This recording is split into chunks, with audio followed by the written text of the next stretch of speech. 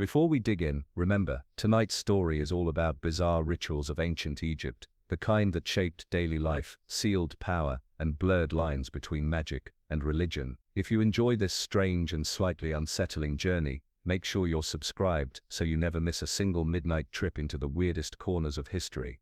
Drop a comment with your location and local time. Imagine what it would feel like to watch the priests burn incense at midnight in your city, or to hear drums echoing through your own streets. Alright, let's drift deeper. Close your eyes if you like. Tonight, the sands of Egypt are waiting, and they are never quiet. You're placed right at the birth of one of history's longest-running civilizations, and the first thing that strikes you is how ritual is absolutely everywhere. You can't buy bread, plant fields, or bury your grandmother without stepping into ceremony. Egyptians believe the world itself is a fragile balance between Ma'at, cosmic order, and Esfet, chaos.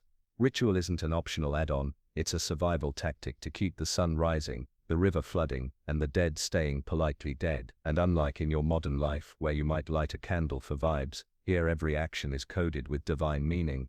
The Nile is the anchor, it floods with eerie precision, and that flooding is interpreted as a ritual gift from the gods themselves. Stand at the river's edge, and you see priests tossing offerings into the current, jars of beer, bundles of reeds, cuts of meat, all meant to keep happy the Nile god, generous. Imagine if your local river demanded a tithe of barbecue and ale to keep your crops growing. 1 year without the correct offerings, and famine would roll in. So when you see the procession of villagers lining the banks, chanting rhythmic prayers while fish splash and crocodiles lurk nearby, you understand why ritual here isn't weird, it's absolutely everything. Now, zoom into the heart of the early dynasties. Around 3100 BCE, Egypt is being stitched together under Nama, the first pharaoh to unify Upper and Lower Egypt. You, standing in the dust, would see not a king in a crown but a literal god, walking among men. His rituals are staged to broadcast cosmic legitimacy. Take the Sed festival, for instance. Every 30 years the pharaoh has to perform athletic and ritualistic feats, running laps in a courtyard, shooting arrows, drinking sacred beer to prove he still has divine vitality. Imagine your boss announcing, "By the way, I must sprint laps in public every few decades to guarantee the sun will rise." Fail, and not just your career but the universe itself is endangered. Egyptians, of course, were far too polite and terrified to suggest the festival might be staged. One of the earliest and strangest features of Egyptian ritual is how death and life are always intertwined. You can't escape reminders that your body is a temporary container. Underneath some houses of the pre-dynastic period, you'd literally stumble over ancestors buried in shallow pits, curled up with beads and jars of beer, their presence thought to keep the household safe. Now picture the temple. Early shrines aren't monumental stone complexes yet, but reed huts, mud brick sanctuaries, and wooden structures. Yet even here, ritual is tightly choreographed. Priests strip naked to purify themselves before entering. They shave heads and bodies to keep stray hairs, seen as impure from offending the gods. Imagine being a young initiate, nervously shaving your eyebrows with a copper blade while muttering spells, terrified that one missed patch might doom your entire service. The moment you step into the shrine, the world outside fades. Inside, it is perfumed, glowing with oil lamps, humming with whispered chants. The god's statue, hidden in a shrine within the shrine, is treated like an actual living being, woken in the morning, bathed, anointed with oils, and offered breakfast. You begin to notice the eerie inversion. Here, humans serve gods in routines that mirror human daily life. Let's not gloss over how bizarre some of these details feel to modern ears. For example, purification involved not just water but nectron, the same substance later used in mummification. If you've ever sprinkled baking soda in your fridge, imagine instead pouring something far harsher over your skin to spiritually scrub yourself before prayers. And priests weren't allowed to eat certain fish, wear wool, or even step into temples after sex. Your modern concept of morning routines looks positively lax compared to the Egyptian version of shave, rinse with chemicals, avoid wool sweaters, and try not to think impure thoughts before breakfast. The rituals weren't only for elites. Ordinary people had their own mini shrines in homes, usually dedicated to protective deities like Bez, the squat, lion-faced dwarf god who grinned away evil spirits, or Tauret, the hippo goddess of childbirth. You'd set up clay figurines on a shelf, scatter offerings of breadcrumbs or flowers, and recite incantations to keep scorpions away. Rituals often spilled into festivals that blurred lines between piety and party. Picture a night during the festival of Hathor. Crowds gather near the riverbank, women shaking sistra rattles, men drumming, everyone drinking copious beer laced with mandrake to create a pleasantly dizzy haze. The purpose? To reenact the time Hathor got so drunk, she nearly destroyed humanity but passed out before finishing the job. Egyptians turned this cosmic hangover story into an annual excuse for public intoxication. If you were there, you'd sway to the drums, gulp beer and mutter, "Well, at least we aren't all dead yet." The strangeness, though, is not accidental. Ritual in Egypt is deliberately layered, repetitive, and sensory overloading. Imagine a priest chanting words you don't understand, repeating them hundreds of times in near monotone. You smell burning resin, hear the clang of bronze, see smoke coil into dim rafters. Your body goes a little numb, lulled into trance. Ritual wasn't meant to be neat. It was meant to flood the senses until you felt transported, until reality thinned, and gods could step through. In that sense, Egyptian ceremonies were the original ASMR, soothing yet unsettling, designed to make you tingle in places you didn't know existed. Even geography was ritualized. Certain cliffs, caves, and river bends were believed to be natural gateways where gods or spirits could emerge. You'd walk past a cliff near Abydos and see graffiti left by pilgrims, prayers carved into the rock, little stick figures of boats, crude drawings of deities. These weren't just doodles, they were offerings, small but permanent, like leaving sticky notes for eternity. In temples, ritual spaces were sometimes deliberately dark and cramped, forcing you to shuffle sideways through passages until you reached the inner chamber. That claustrophobia was part of the design. You felt reborn once you reached the god's presence. And then there's the ever-present fear of doing ritual wrong. Egyptians were terrified of mispronouncing a spell, of leaving an offering out too long, of stepping with the wrong foot first. Ritual errors weren't private embarrassments, they risked unleashing chaos. The earliest dynasties created the framework, but across centuries these bizarre rituals would snowball into monumental complexity, embalming bodies with obscene precision, raising animal mummies by the millions, staging festivals that lasted weeks, and writing spells across tombs like cosmic instruction manuals. Yet even here, in the dusty dawn of Egyptian civilization, you feel how ritual saturates every action. The Nile's rhythm, the pharaoh's divine body, the shaving of priests, the drunken laughter of festivals, all of it blends into one seamless performance. By now you realize, life here isn't lived outside ritual, it is ritual. Every sunrise is a ceremony, every bite of bread is part of cosmic balance, every burial is a chance to ensure eternity. You, stumbling through the alleys of this early Egyptian settlement, can't help but feel the weight. Your life, your death, and even your mistakes are part of this bizarre, relentless dance with the gods. And if you don't like it, too bad. The Nile isn't asking your opinion. The pharaoh is not simply a man, not even just a king. In the Egyptian worldview, he is the beating heart of the cosmos itself, a walking bridge between mortals and gods. You see him not as a political leader, but as Horus embodied, the falcon god alive in human form. From the earliest dynasties, people bow low before his presence, not only out of respect, but in sheer terror that failing to honor him properly might collapse the balance of the universe. It's not hyperbole. The Egyptians truly believed the pharaoh's daily rituals maintained the flow of the Nile, the fertility of the fields, and even the rising of the sun. Imagine standing in a crowded courtyard as the ruler emerges, gleaming in gold, wearing the double crown that unites Upper and Lower Egypt. The heat presses on your skin, dust catches in your throat, but the only sound you hear is the drumbeat of ritual as priests chant his names, not one or two but dozens of epithets, each one declaring his divine role. The ceremony isn't optional, it is a performance with cosmic stakes. If the pharaoh doesn't act as god, then who will hold back the darkness?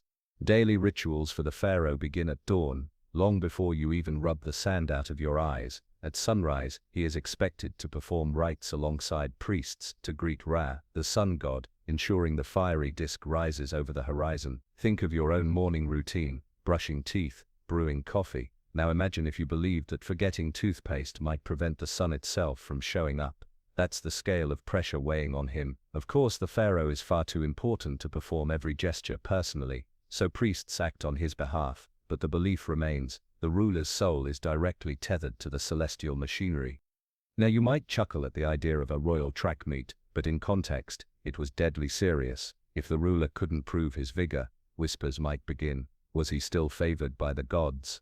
Did he still embody Horus? Fail badly enough, and one could imagine ambitious rivals wondering whether the throne, and the divine spark it carried, should pass elsewhere. For subjects watching, the spectacle reassured them that order was stable. For the pharaoh, it was a cosmic stress test. You see this dual identity carved into stone reliefs. In temples, the pharaoh is shown offering food, incense and wine to the gods, but here's the twist. Often he's shown making offerings to himself, because he too is divine. But it isn't only about appearances. The pharaoh also participates in temple ceremonies where he feeds the gods. Priests prepare lavish meals, bread, beer, meat, fruits, and present them to statues of deities. In reliefs you see the pharaoh offering platters while priests hover nearby. The statues don't actually eat, of course, but the offerings are believed to nourish the gods spiritually. Later, priests and temple staff consume the food, a perk of divine employment. Imagine working at your local church and ending each service with a catered feast, meant for God. But hey, leftovers are fair game. The divine role even extends to war. When the pharaoh marches into battle, it isn't just politics, it's cosmic combat. Inscriptions portray him as a giant smiting enemies, single-handedly, sometimes shown the size of entire armies. The ritual of smiting, grasping hair of a kneeling foreigner, and raising a mace, is repeated endlessly in temple reliefs.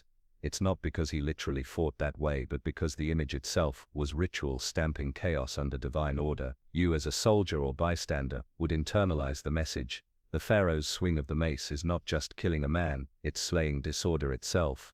Ritual extends to his court life too. When courtiers bow, they aren't just showing etiquette, they're reenacting submission to a god. When officials present gifts, they aren't just bribing the boss, they're sustaining cosmic flow. Even palace architecture reflects ritual symbolism, columns carved as papyrus or lotus plants, ceilings painted as starry skies, floors tiled with images of marshes. The palace is a miniature cosmos, with the pharaoh striding through as central deity. You wandering in as a lowly servant would feel swallowed by myth itself. Of course, there's a human side buried beneath the ritual. Some pharaohs leaned heavily into their divine image, while others revealed occasional cracks. Akhenaten, centuries later, would redefine kingship by centering worship on the Aten sun disk, staging new rituals that confused traditional priests. Ramesses II loved dramatic festivals where he was portrayed as a living god hero, practically auditioning for eternity. Others, like the young Tutankhamun, were too inexperienced to wield authority, so priests staged most of the ritual for him. Yet no matter the personality, the role itself demanded ritual continuity. The machinery of kingship was bigger than the man. Consider also how succession itself was ritualized. The coronation wasn't just a political ceremony, it was a cosmic rebirth. The new pharaoh was led into temples, crowned in stages, and declared Horus incarnate. Crowds gathered, incense burned, and priests shouted formulaic hymns, while scribes recorded the day with the solemnity of a miracle. To misspeak, stumble, or falter during these ceremonies would be unthinkable. Every motion was choreographed as though the world depended on it, because in their eyes it did. The sheer theatricality might make you smirk, but pause and recognize the genius behind it. These rituals cemented loyalty, intimidated rivals, and reassured commoners. By weaving politics into the cosmic order, Egypt created a system where rebellion wasn't just treason, it was sacrilege. Imagine trying to organize a protest when your leader is literally the reason the sun shines.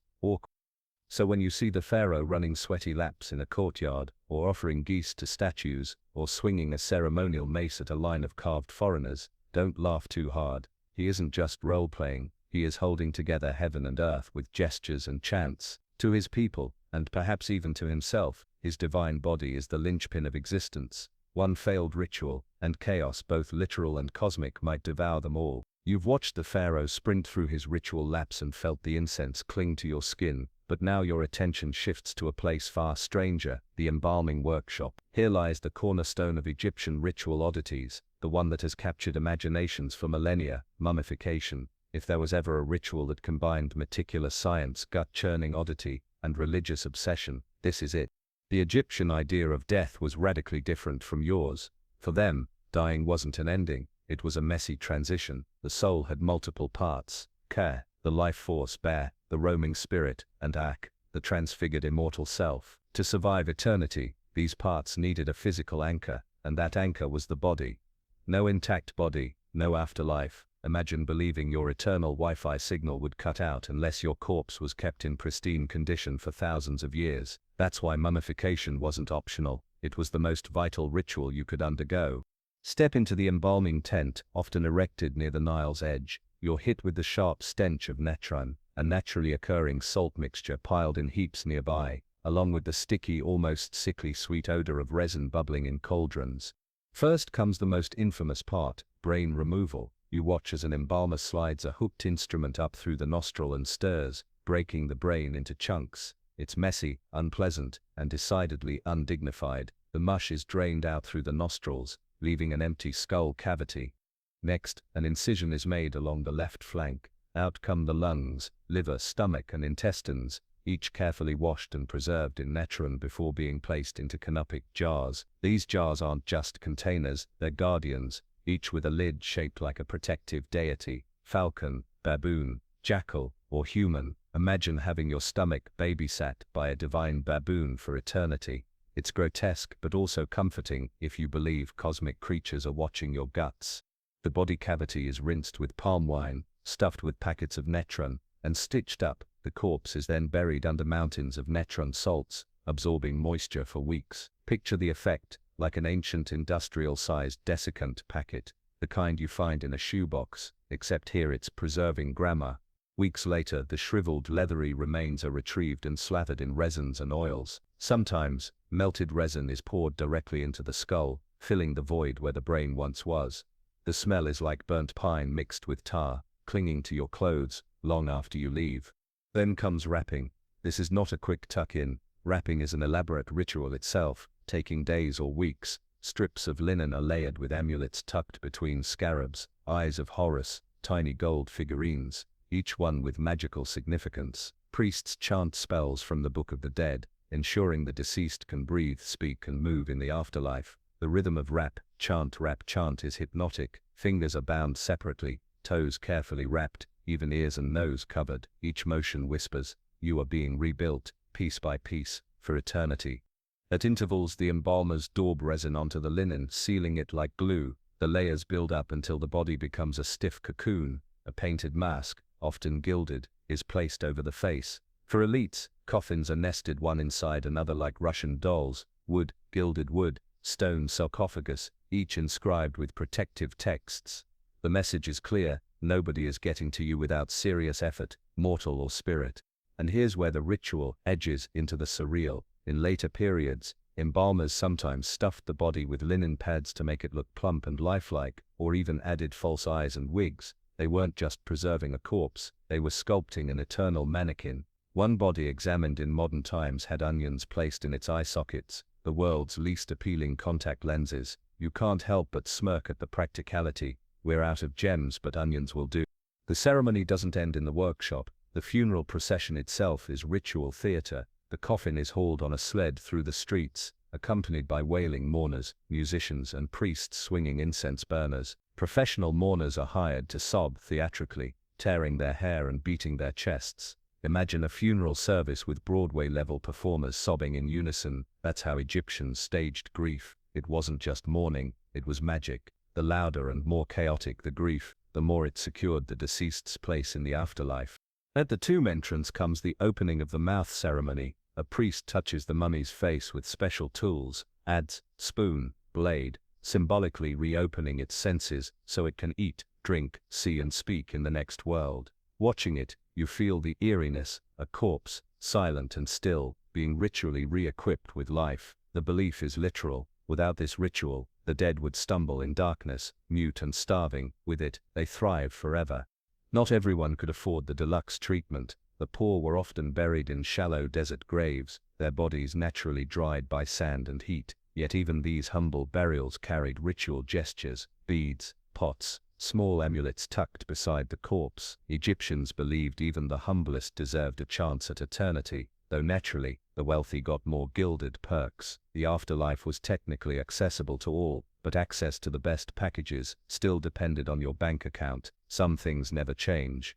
Animal mummification, which we'll get to later, mirrors these rituals but with strange twists. For now, watching a human embalming leaves you dizzy with the mix of reverence and grotesque detail. Every incision, every sprinkle of natron, every knot in the linen is treated as a cosmic safeguard. To you it may look like ritual overkill. To Egyptians it was life insurance, not for a few decades but for eternity.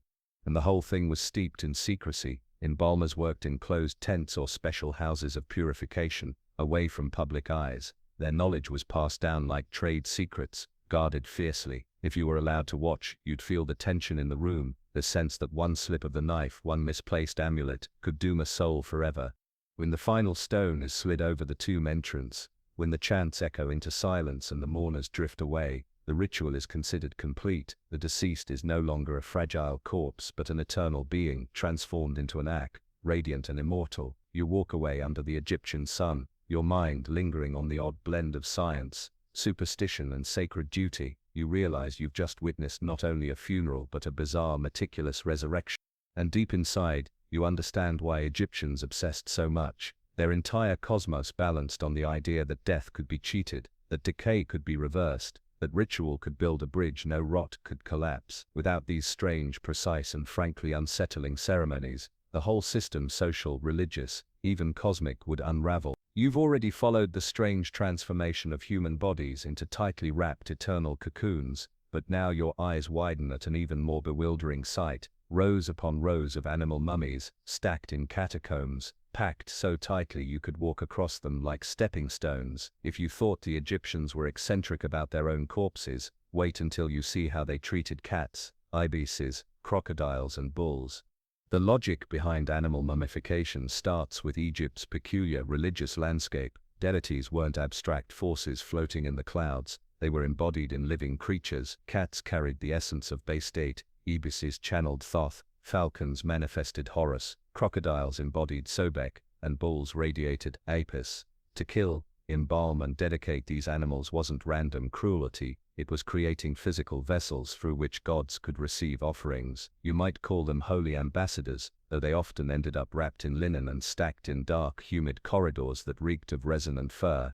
Let's start with the feline. Cats were beloved in Egyptian households, purring protectors against snakes and vermin, but also semi-divine companions. Bastet, the cat goddess, was adored as a deity of fertility, music and protection. Pilgrims visiting her temples would purchase cat mummies as offerings.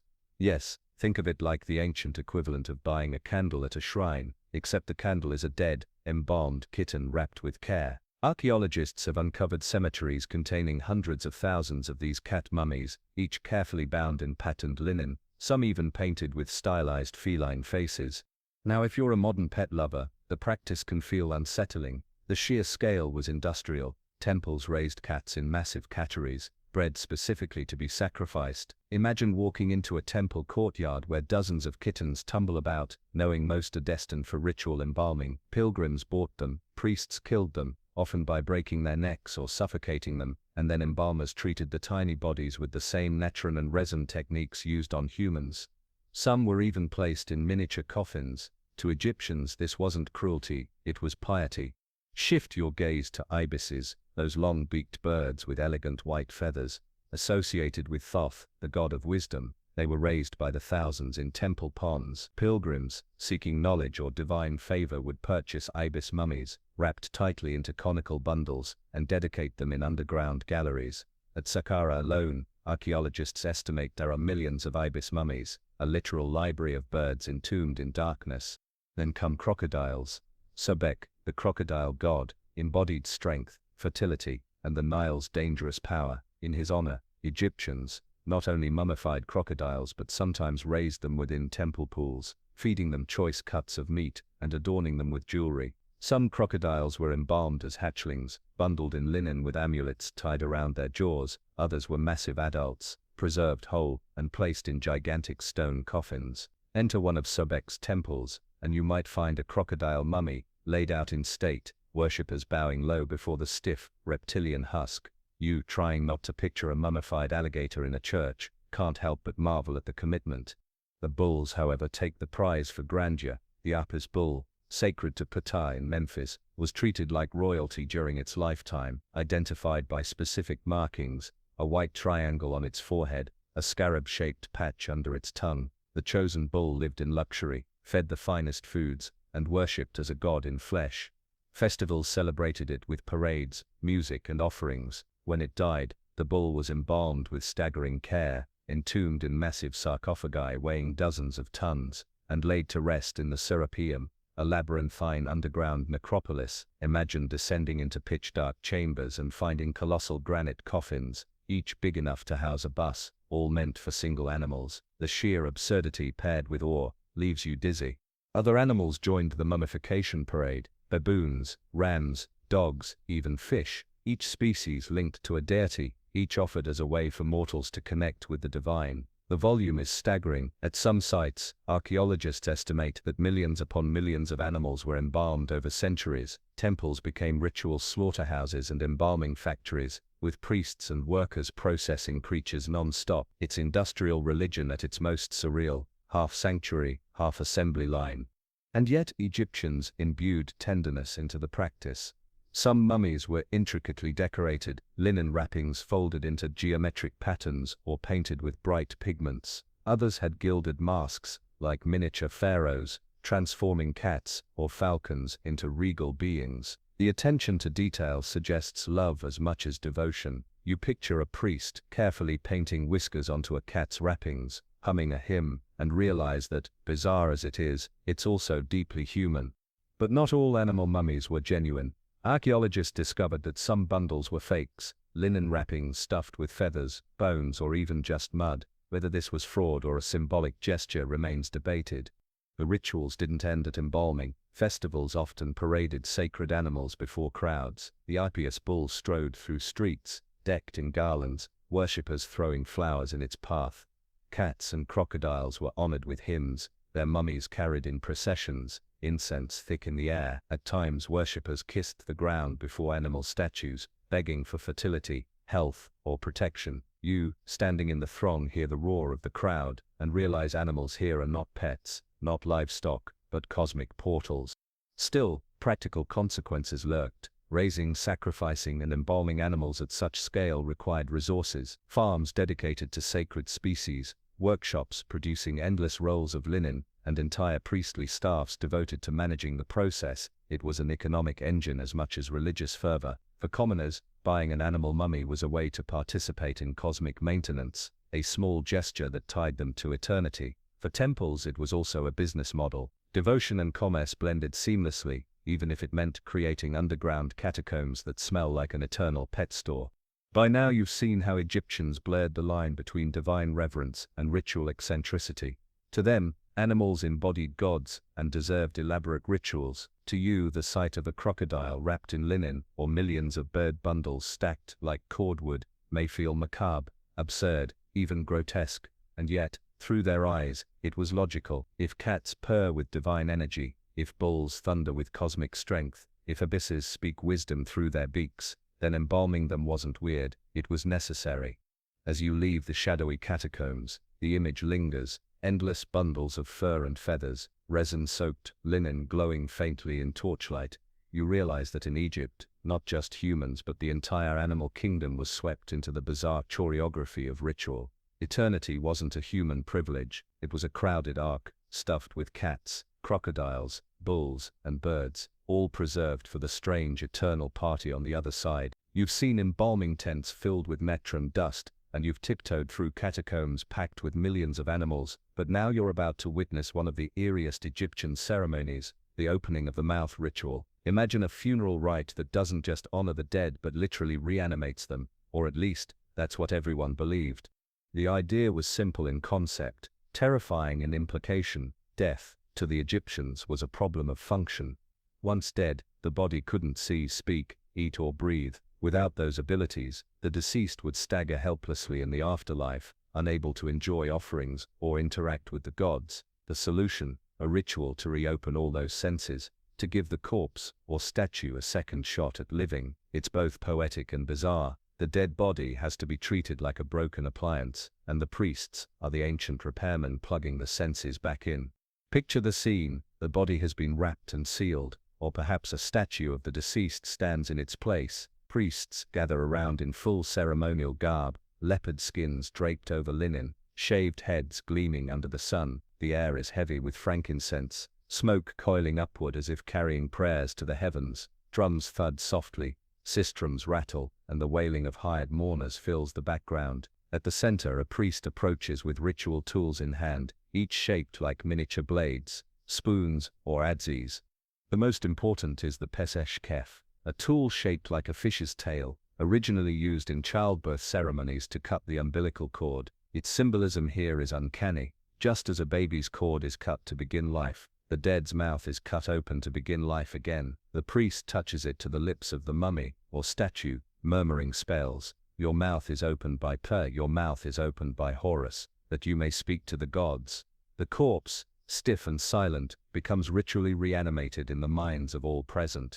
Other tools follow. A tiny chisel touches the eyes, reawakening sight. A blade grazes the ears, restoring hearing. Resin is brushed across the nostrils, giving breath again. The motions are delicate, repetitive, almost hypnotic. You feel yourself holding your breath as if you too are waiting for the corpse to twitch, to inhale, to whisper. Of course, nothing physical happens, but in the imagination of Egyptians, the ritual was literal. The dead could now breathe, speak, and feast eternally. And the ritual wasn't only for human corpses. Statues of gods and kings also underwent the opening of the mouth. When a new temple statue was carved, it was just a lifeless block until this ceremony infused it with spirit. Imagine a giant granite figure of Amun-Ra, blank-eyed and silent. After the ritual, Egyptians treated it as alive, fed daily meals, bathed, dressed in linen. Without the opening of the mouth, the god simply wasn't at home in the statue. The ceremony was the switch that powered the divine presence. Let's pause to imagine yourself as one of the mourners. You're sitting in the dust, wailing as instructed, but in the corner of your eye you see a priest touch tools to the face of your grandmother's mummy. You know with bone-deep certainty that she's being revived for eternity. The tears on your face are half grief, half awe. You whisper prayers that she will now walk among the stars, eat the bread you've offered, and call your name when you join her one day. The drama is heightened by staging. Priests recited long litanies, repeating divine names in endless cycles. Each chant layered power into the ritual, building a rhythm that seemed to blur reality. The deceased wasn't just lying there, they were being stitched back into cosmic order, sense by sense. You, sitting in the crowd, begin to feel your own body vibrating with the words, the smoke, the beat. This wasn't symbolic pageantry, it was cosmic surgery. Even the food you offered to the dead required the opening of the mouth. Loaves of bread, cuts of meat, jars of beer, all were ritually opened, so the spirit could consume them. Without the proper chants, the food was just food. With them, it became divine nourishment. Priests touched tools to offerings and whispered incantations, transforming your dinner into an eternal buffet. Think of it as spiritual microwaving. Without the ritual, the food wasn't edible for souls. The power of this ritual extended beyond funerals. Egyptian magicians adapted the formula for personal spells. A figurine might be opened to become an active servant in the afterlife. Weapons buried with a warrior might be ritually opened, so they functioned against demons. The ceremony was versatile, like a divine app that unlocked any object for supernatural use. And as always with Egypt, humor sneaks in. In one papyrus, instructions caution priests to avoid mispronouncing words during the ritual. If they did, they were to quickly correct themselves, lest they accidentally open the wrong orifice. Imagine the embarrassment. Instead of opening the mouth, you've magically opened, well, somewhere else. Even the ancients had blooper reels. The most spectacular examples occurred for pharaohs. In royal tombs, murals depict the ceremony in detail. Priests in leopard skins, tools poised against gilded coffins, incense billowing as musicians play. The king's body, sealed in gold and linen, was ritually reawakened to rule among the gods. For a subject watching, the reassurance was profound. If even the pharaoh required this ritual to survive eternity, then your own smaller ceremony was equally vital. Imagine the quiet after it ends. The chants fade, the incense drifts upward, the tools are set aside, the corpse lies unchanged, yet everyone around you believes it has transformed. You look at the stiff face, the sealed wrappings, and you too begin to believe. Maybe the mouth really did open, maybe those eyes can see, maybe in some invisible way the dead are breathing again. And so you understand, in Egypt, ritual wasn't metaphor, it was mechanics. The opening of the mouth was as practical to them as plugging in a lamp or starting a car. Without it, the dead couldn't function. With it, eternity was guaranteed. As you step away from the tomb, The image lingers, the priest's tool against the lips, the smoke curling upward, the hushed awe of the crowd. You realize that, in the land of Egypt, even death itself wasn't final, not if you had the right ritual to flip the switch back on. You've just stepped out of the tomb, the echo of chants still vibrating in your chest, when you realize that not all Egyptian rituals revolved around death. In fact, some of the strangest and most intimate ones were tied to birth and fertility, the other bookend of life. If embalming and the opening of the mouth were designed to guarantee eternity, then fertility rituals were designed to make sure there was even a next generation to carry those beliefs forward. And as usual with Egypt, these practices hover between the oddly practical and the completely bizarre.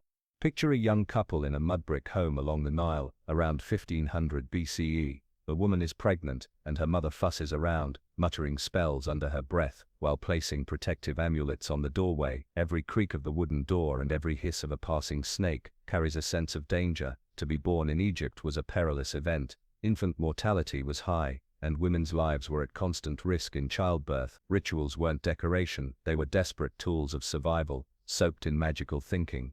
Start with the goddess Tauret, a divine figure with the head of a hippopotamus, pendulous breasts, and the belly of a pregnant woman. Hardly graceful by modern standards, but to Egyptians, she embodied protective motherhood. Her squat, powerful form was carved onto amulets, painted on walls, and even placed on furniture legs. Women clutched Tauret amulets while giving birth, believing her hippopotamus strength would fend off evil spirits. Imagine gripping a tiny hippo figurine while screaming through labor, convinced that her comically round belly was your shield against death. Then there was Bez, a dwarf god with a leonine face and bulging eyes. He wasn't sleek or refined, but loud and mischievous, specializing in scaring off demons. Figurines of Bez were placed near birthing beds, painted onto headboards, and worn as pendants. Midwives recited chants calling on him to frighten away malicious forces. You might think of him as a terrifying clown hired for the delivery room, grotesque enough to chase away invisible threats. Egyptians adored him. Birthing rituals were often noisy affairs. Drums, rattles, and clapping were believed to drive off spirits lurking to harm the mother and child. Women sang songs invoking Hathor, goddess of love and fertility, calling for her gentleness during delivery. A scene of shrieking, music, prayers, and the rhythmic rattle of sistrums filled homes as labor unfolded. To you it might sound chaotic. To Egyptians, it was controlled chaos, orchestrated magic to outshout death itself. One peculiar ritual involved placing bricks around the mother, known as birth bricks. They were inscribed with protective deities and sometimes painted with scenes of women nursing children. The laboring woman would squat or kneel on these bricks, symbolically surrounded by divine support. Archaeologists have uncovered examples with vivid paintings of goddesses offering nourishment and protection, almost like ancient motivational posters. Imagine squatting on a clay block covered with cheering deities, urging you to push, equal parts bizarre and comforting.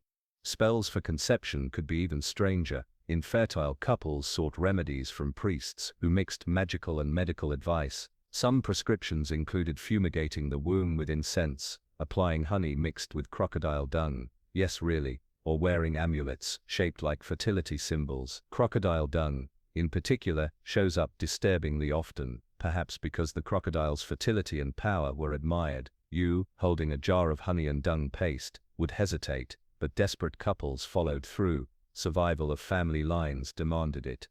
Children once born were swaddled, not just in linen but in protective rituals. Mothers spat on amulets to activate them. Yes, spit was magical, rubbed babies with oils infused with herbs, and hung charms around their necks. Some babies even wore strings of dried crocodile teeth, believed to ward off illness. You can almost hear a modern parent sigh. Yes, Timmy, wear your necklace of sharp teeth to kindergarten, it's for your own good.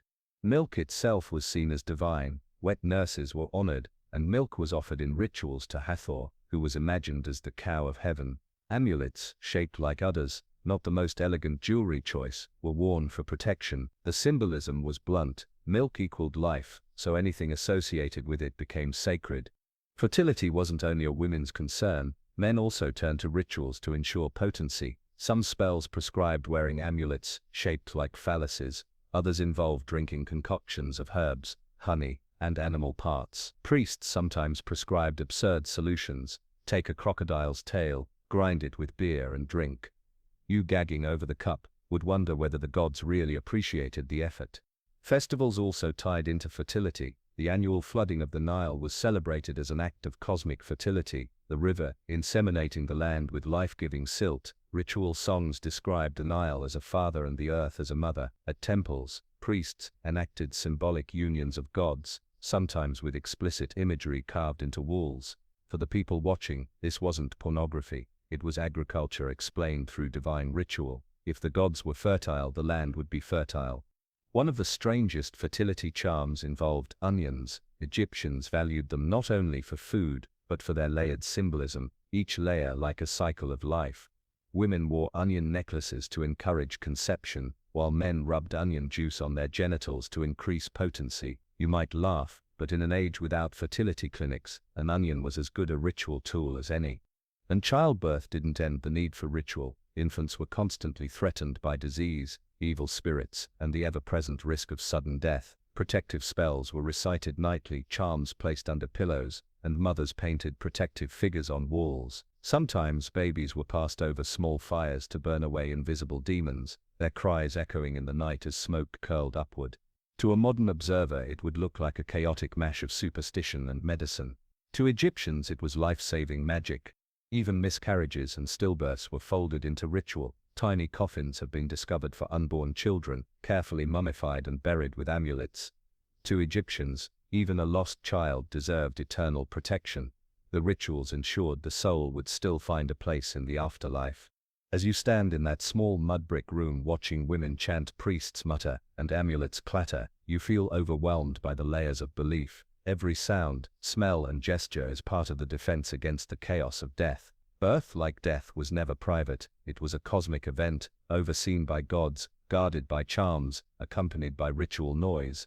Step outside into the glare of the Nile sun, you realize that in Egypt, the bizarre wasn't bizarre at all. Fertility and childbirth rituals were survival strategies, stitched into daily life with the same intensity as embalming or coronations. Whether through hippo-headed goddesses, dwarf demons with lion faces, or jars of crocodile dung, the message was the same: life is fragile, eternity is long, and rituals, however odd, are the thread keeping them connected. You've watched the sweat-soaked panic of childbirth rituals, and you've smelled enough crocodile dung prescriptions to last a lifetime, but now you notice something else. Egyptians didn't walk a step without surrounding themselves in protective magic and amulets. It wasn't just priests or nobles. Everyone from the pharaoh to the humblest farmer stuffed their lives full of charms, carvings and spells stitched into daily clothing. Step into their world and you'll find yourself rattling with talismans like a human charm bracelet, because every amulet had a job, and leaving home without one was basically begging for disaster.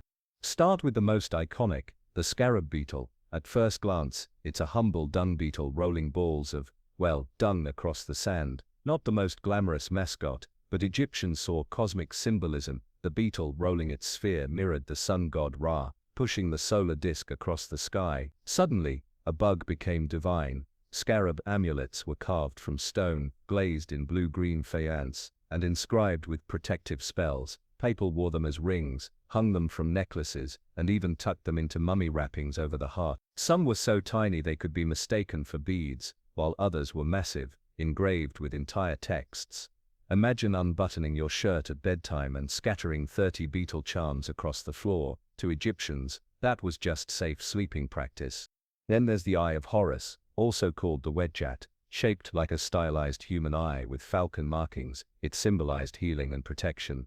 According to myth, Horus's eye was torn out in battle with Seth and then magically restored. Thus, the amulet became a cosmic first aid kit, guarding wearers against injury and illness.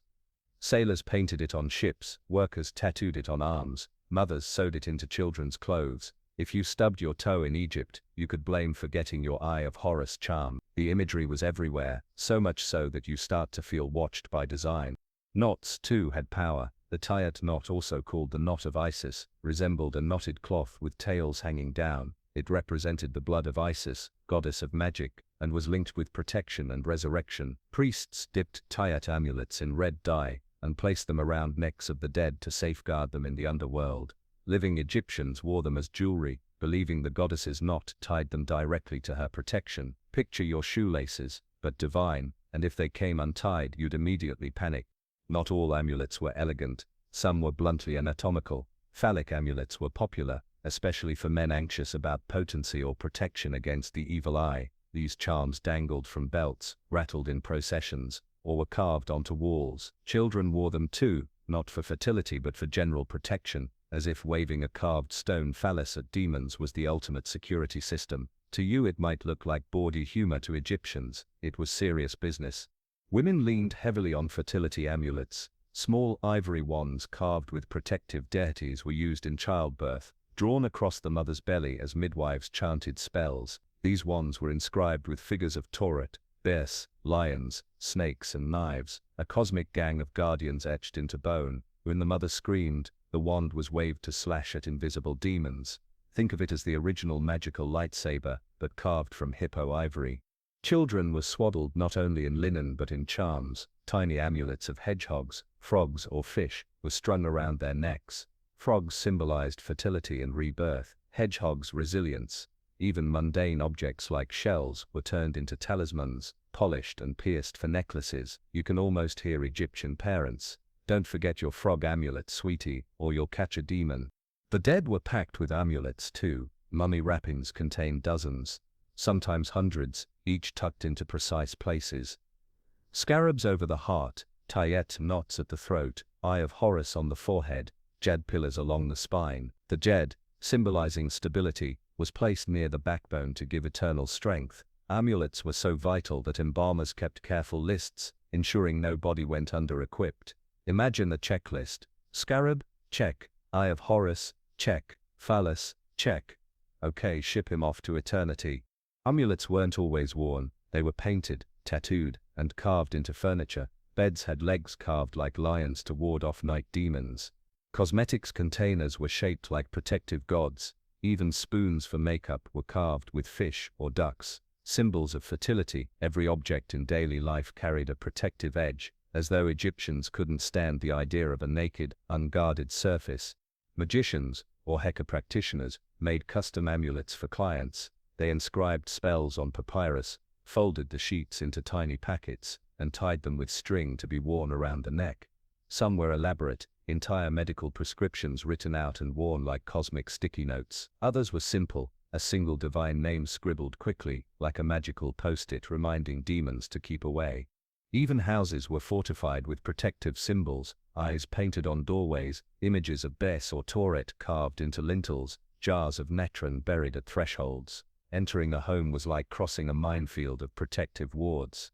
To an Egyptian it was comforting, to you it feels like living in a constant magical arms race, always anticipating attack. The obsession reveals something deeper. Egyptians didn't separate magic from religion or medicine. Protective amulets were all three at once. Wear an Eye of Horus, and you weren't just praying, you were practicing healthcare, securing your afterlife, and shielding yourself from cosmic chaos in a single gesture. The logic was total. If the universe was fragile, why not armor yourself with every charm possible? Sometimes, the layering borders on comical. One burial yielded a mummy so stuffed with amulets that archaeologists joked he must have clinked like a walking jewelry store. Imagine trying to walk with 50 charms bouncing on your chest, every step accompanied by jingling. But to Egyptians, no charm meant no safety. Better to overdo it than to risk eternity unprotected. And the designs could be beautiful. Gold scarabs with inlaid lapis lazuli, faience eyes of Horus, glowing turquoise, tiny ivory wands, etched with minute details. Even in their eccentricity, the amulets were art. You can picture the pride of an artisan, carefully carving a frog, no bigger than a fingernail, knowing it might guard a soul forever. Of course, where there's demand, there's economy. Temples churned out amulets by the thousands, sold to pilgrims, slipped into mummies, distributed at festivals. For some priests, it was practically a side hustle. Bless an amulet, recite a chant, collect payment. Religion, magic, commerce, they were inseparable. As you stand in the glow of a market, stalls crowded with charms, you realize Egyptians lived in a perpetual bubble of ritual armor. Every scarab, knot, frog, or phallus was a weapon against chaos, worn proudly, layered obsessively, clutched desperately. To you it may look cluttered and eccentric, to them it was survival. In a world where death lurked in childbirth, snake bites, disease, or famine, protective magic wasn't an accessory, it was life's insurance policy. You've seen Egyptians stuff their lives with scarabs, frog charms and knots of Isis, But now the rituals tilt towards something more intimate, and often more eyebrow-raising. Step into the world of sacred sexuality and fertility cults, where the boundary between devotion and desire blurs into incense-filled ceremonies that would make even your modern bachelor parties look tame. Start with the gods themselves. Egyptian myths are drenched in erotic symbolism. Take Osiris and Isis, the royal couple of the cosmos.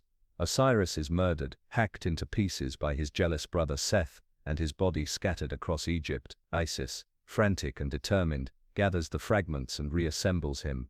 But there's one awkward problem: the phallus is missing. Depending on the version, it's either lost in the Nile or swallowed by a fish. So what does Isis do? She fashions a magical replacement, mates with the reconstructed Osiris, and conceives Horus, the falcon god heir. To Egyptians, this wasn't lurid, it was the sacred act of regeneration. To you, it's the mythological equivalent of duct taping your boyfriend back together with a DIY fertility project. This myth echoed into rituals. In some temples, priests performed ceremonies reenacting the sexual union of Osiris and Isis. Fertility festivals celebrated this cosmic marriage, blending mourning joy and ritualized sexuality. People gathered by the thousands, drinking beer, chanting and carrying statues of Osiris in funerary boats, and celebrating his return to life through Isis's embrace. Imagine Mardi Gras meets a resurrection service, with fertility symbolism plastered on every wall. Sacred sexuality extended to festivals. One of the rowdiest was the Festival of Hathor, goddess of love, music and intoxication. Pilgrims traveled to her shrines, where music and dance filled the air. Women shook sistrums in rhythmic ecstasy, and beer flowed in dangerous quantities. Texts describe worshippers becoming drunk for Hathor, sometimes to the point of collapse. Sexual innuendo ran freely in songs, dances and jokes. The boundary between divine celebration and earthly pleasure dissolved. If you wandered into this festival, you'd see people swaying, singing bawdy hymns, and laughing loudly, convinced they were pleasing the goddess by reveling in joy and sensuality. And then there's fertility magic in households. Couples desperate for children performed spells that by modern standards sound like a mix of love poetry and witchcraft. Papyrus instructions advised women to anoint their thighs with mixtures of honey, dates, and herbs, while men might recite verses over phallic amulets before intercourse. Some spells were direct, "May my semen be strong as the Nile flood." Others were less subtle, involving figurines of naked women or men engaged in explicit acts, buried under beds or placed in jars. To Egyptians, these weren't dirty trinkets, they were tools, just as important as any scarab or tie-it knot. Temples weren't immune to sexual undertones. At Dendera, Hathor's temple contained crypts filled with erotic imagery, nude goddesses, ithyphallic figures, and fertility symbols carved into stone. Pilgrims may not have entered these sacred spaces, but priests knew sexuality was woven into divine power. Some rituals may have included symbolic acts of union, not literal orgies, but ceremonial gestures reenacting cosmic fertility. Imagine a priest solemnly presenting lettuce and wine while chanting hymns about arousal. To Egyptians, dignified; to you, confusing.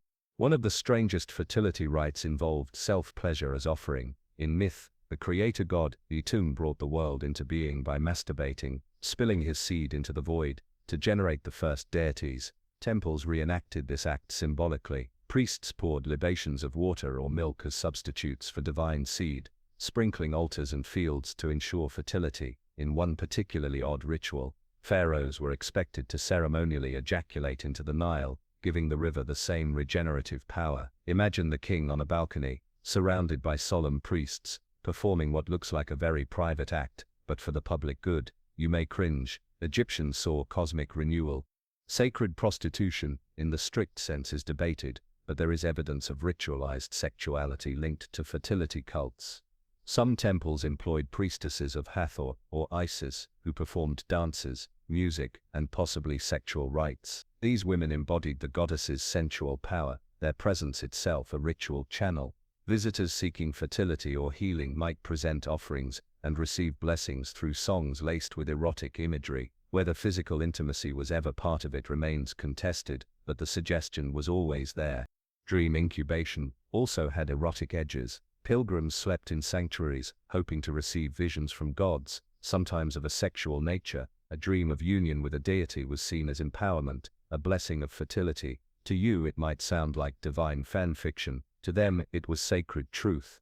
And then there's humor. Egyptians weren't prudish, they laughed at sexual jokes, etched obscene graffiti on temple stones, and doodled phallic donkeys in papyri. These images weren't blasphemy, they were part of life's full spectrum.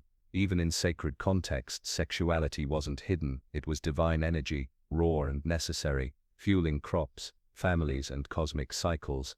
Of course, fertility rituals also carried fear. Women who miscarried or men who were impotent often saw themselves as cursed or punished by gods. Desperate couples turned to more extreme measures, burning incense made of exotic resins, sacrificing animals, or wearing grotesque amulets shaped like exaggerated genitalia. The logic was consistent: exaggerate the symbol, amplify the effect.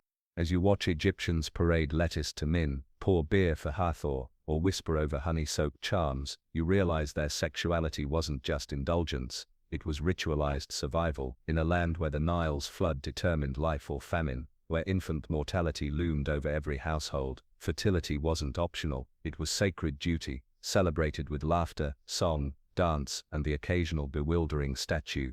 You step back, the echoes of drums and rattles still in your ears, and the image of Min's proud silhouette lingering in your mind. You realize that in Egypt, even sexuality was folded into ritual order. Bizarre? Certainly, but to them, these acts weren't shameful, they were cosmic maintenance, as essential as embalming, as practical as planting grain, as eternal as the rising sun. You've stumbled through festivals thick with beer and lettuce, where gods are resurrected with magical phalluses, and now you find yourself in a much quieter place, the cool, hushed halls of a temple at night. Here, the bizarre ritual is not noisy drunkenness or bawdy fertility plays, but something subtler: dream incubation and temple sleep. Picture yourself as a weary Egyptian pilgrim. Perhaps you've been sick for months, perhaps you're desperate for a child, or maybe you simply want to know whether your journey down the Nile will end in profit or disaster. You've prayed, sacrificed, worn your frog amulets, but still the gods feel distant. So you come to a temple known for its power to send dreams. You bring offerings, bread, beer, maybe a jar of honey, and present them at the altar. Then, after purification rituals, you are led into a darkened chamber, instructed to lie down and told, "Sleep here and the god will speak to you." This practice, called incubation, was not unique to Egypt. The Greeks later perfected it at sanctuaries of Asclepius, but the Egyptians had been doing it centuries earlier. The idea was simple: dreams were doorways. If you could sleep in the right place, purified and prepared, gods would slip into your visions and deliver answers. It was therapy, prophecy, and ritual, all rolled into one. The temple is not quiet in the way you expect. Torches flicker, shadows crawl across painted walls, priests chant in the distance. The air smells of resin and incense, heavy enough to make your eyelids droop. You curl onto a mat, heart pounding with anticipation. Around you, other petitioners shift nervously, some whispering prayers, some already dozing. This is not just sleep, this is a ritual state, engineered by priests to blur the boundary between waking and dreaming. Before bed, you may be anointed with oils or sprinkled with holy water. Priests recite protective incantations, ensuring demons do not intrude on your visions. They might place amulets beside your head, scarabs, eyes, or knots, as dream catchers. Some temples required fasting before incubation, or special diets: onions, garlic, or abstinence from fish. The body had to be cleansed, tuned like an instrument before the divine could play through it. And then in the darkness the dreams come. Egyptians recorded them carefully, convinced that every symbol carried meaning: a dream of seeing yourself dead, good, long life ahead; a dream of drinking warm beer, bad, sickness is near; a dream of intimacy with a god or goddess, excellent, divine favor has chosen you. Imagine waking from such a vision, shaky and sweaty, but also elated you had literally spent the night with a deity. The priests, of course, acted as interpreters. In the morning, you would recount your dream, and they would unravel its meanings, often with help from dream manuals. These papyri listed hundreds of common dream motifs: crocodiles, snakes, boats, eating, copulation, laughter. Each symbol carried an omen, sometimes surprisingly specific. For example, if a man dreams of eating crocodile flesh, it means he will become a great official. You, blinking, might ask, "Really? Eating crocodile flesh?" The priest would nod solemnly. To Egyptians, the dream world was as real as the waking one, and its logic just as binding. Some temples specialized in particular types of dream incubation. At the shrine of Serapis, a Greco-Egyptian fusion god, incubation became a major ritual, with pilgrims sleeping in massive halls, waiting for healing dreams. Earlier, sanctuaries of Imhotep, the deified architect and healer, were also known for dream cures. Pilgrims slept hoping to be visited by the healer god, who would prescribe treatments or simply bless them with recovery. You can picture hundreds of mats lining a hyper-style hall, the low murmur of prayers fading as bodies drift into slumber, the heavy scent of oil lamps filling the lungs. But dream incubation wasn't only institutional. Ordinary Egyptians believed in private dream rituals too. A family might place a child on a rooftop under the stars, hoping a protective dream would come. A woman might sleep beside a statue of Hathor, whispering her desire for children before closing her eyes. Farmers asked for visions of flood levels, merchants for omens of profit, soldiers for hints of victory. Every layer of life, birth, love, death, trade, could be filtered through the dream lens. The atmosphere of these rituals is both eerie and comforting. Eerie, because you imagine lying among dozens of strangers, waiting for gods to step into your unconscious, listening to the shuffle of priests moving like shadows. Comforting, because you're not alone. Everyone here shares your fear and hope, and the gods you believe are listening. It's group therapy, but with incense, chanting and cosmic stakes. Of course human nature creeps in. Some dream reports read like excuses. I dreamed that the god commanded me to take more beer, or the goddess told me to visit the temple again with another offering. Convenient dreams, perhaps encouraged by priests who knew how to weave divine authority into their temple economy. You can imagine priests suppressing a smile as a pilgrim says, "The god told me to buy another amulet from this very temple. What luck." Dream rituals also highlight Egyptian anxieties. In a world where disease could strike suddenly, where childbirth was perilous, and where the Nile's flood could bless or doom a harvest, people craved certainty. Dreams gave them a sense of guidance, a whisper of control in a chaotic world. Even if the interpretation was ambiguous, the act of asking, receiving, and believing was itself a ritual comfort. There's a surreal beauty in imagining a hall full of sleeping Egyptians, their breaths rising and falling in rhythm, their bodies curled like children, their minds wandering into realms where gods appear as falcons, hippos, or glowing suns. The temple becomes a kind of womb, birthing visions, nurturing answers. And when you wake, you don't dismiss it as just a dream, you carry it like law. The god told you to plant barley, not emmer. You change your crop. The goddess promised you a son, you prepare a cradle. The divine spoke in your sleep, and to ignore it would be rebellion. So as you leave the temple, squinting into the bright Egyptian sun, your body sore from sleeping on reeds, you realize you've participated in one of the strangest, most human rituals, turning sleep itself into sacred ground. For Egyptians, dreams were not random flickers of the brain, they were doorways, messages, contracts.